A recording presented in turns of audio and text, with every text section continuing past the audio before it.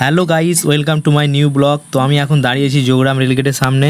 আজকে আমি যাব উদয়পুরে ধান বইতে, কিন্তু 1 ঘন্টা হয়ে গেল রেলগেটের সামনে দাঁড়িয়ে আছি। তো দাঁড়িয়ে আছি, এই দেখো দাদু ঠাকুমার জন্য আম নিয়ে যাচ্ছে মনে হয় ব্যাগে করে, কারণ আজকে হাট ছিল। দেখো কত পেছনে হাট বসেছে।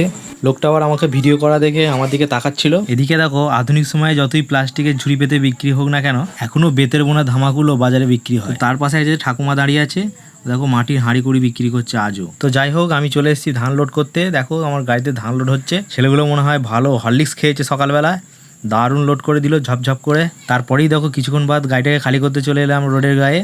আর দেখো ছেলেগুলো মনে হচ্ছে এক একজন বাহুবলী, পুরো একবারে 60 কেজি বস্তা মাথায় তুলে নিচ্ছে। তো আমার গাড়িটা যেখানে খালি হচ্ছিল তার পাশেই দেখো হাই রোড, আমার চুলের ফাঁক দিয়ে হাই রোডটা দেখা যাচ্ছে। এদিকে দেখো ট্র্যাক্টরটা লোড করা হয়ে যাওয়ার পর ছেলেগুলো ধানটাকে হেইয়া মারা করে বেঁধে ফেললো। আমিও কাজের টাকাটা ফস করে হাতে পেয়ে গেলাম আর গুটি গুটি করে বাড়ির দিকে রওনা দিলাম। বাড়িতে এসে দেখি এত গরম, তো সব সিদ্ধ হয়ে যাওয়ার জোগাড়, তাই জন্য হাওয়া খেতে চলে এলাম মাঠের দিকে। তো দেখো আমার পেছনে কত বাদাম গাছ।